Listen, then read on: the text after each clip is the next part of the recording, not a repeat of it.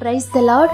ఈరోజు దేవుని వాగ్దానము, నీవు యాకోబు గోత్రపు వారిని ఉద్ధరించినట్లును ఇశ్రాయేలీయులు తప్పింపబడిన వారిని రక్షించినట్లును నా సేవకుడివై యుండుట ఎంతో స్వల్ప విషయము.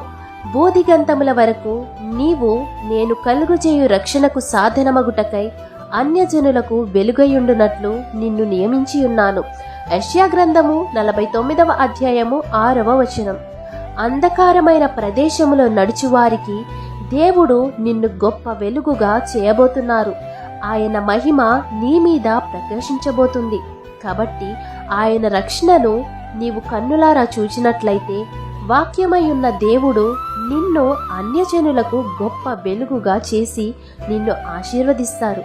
కాబట్టి ఈ వాగ్దానం మీ జీవితంలో నెరవేరాలని కోరుకుంటూ దేవుని సువార్త పరిచర్యలో మీ సహోదరి. ఆమేన్. God bless you.